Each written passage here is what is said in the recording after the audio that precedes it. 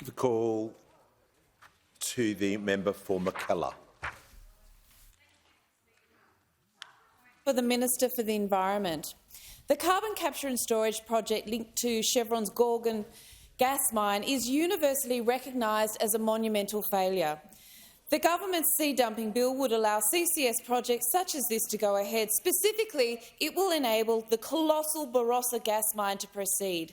This will be one of the most polluting gas fields in the world. Isn't enabling the Barossa gas mine to proceed by passing the sea dumping bill incompatible with our Paris Agreement obligations? Give the call to the Minister for the Environment and Water.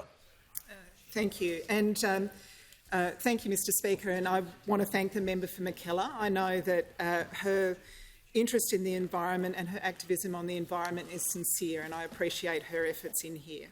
Of course, this bill is not directed at any specific project, and in fact, as any project might come before me, I can't make comments about individual projects. But what I can say in general about this bill is that it implements our international obligations. Australia has already agreed to these obligations under the London Protocol, and the London Protocol is about protecting and preserving our marine environment.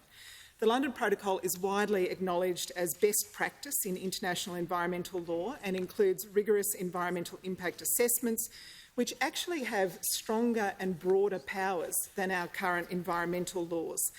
These laws also implement the 2013 amendment to the London Protocol, which will enable us to regulate for innovative new approaches and technologies to tackle climate change, things like ocean fertilisation.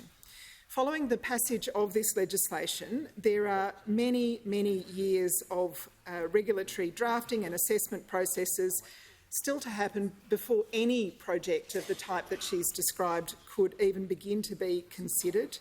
We know that we need, as a government, absolutely to take climate change seriously, and I went through in one of my earlier answers a number of the things we're doing to act on climate change, because it is core business for this government. We are absolutely committed to meeting our obligations under the Paris Agreement. We know our resources sector and heavy industry need to decarbonise as quickly as possible. That's why we've legislated our path to net zero, the 43% emissions reduction target by 2030. It's why we're committed to 82% renewables by 2030. And it's why I've doubled the rate of approvals of renewable energy projects. Through the safeguard mechanism, we've established the policy framework to deal with emissions, and every one of those large projects has to fit within that trajectory to net zero. The amendments in this bill are really necessary to ensure that we have a comprehensive regulatory framework that protects our oceans, including things like environmental impact assessments, risk assessments and management frameworks to ensure that best practice is adopted. We need to get that regulation right, but it's not anticipated that there'd be any international projects for some time.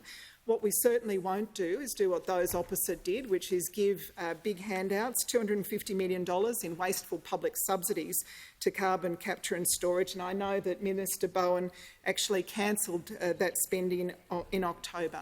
I'm very proud of the fact we've had recognition overnight from UNESCO on the action that we've taken as a government.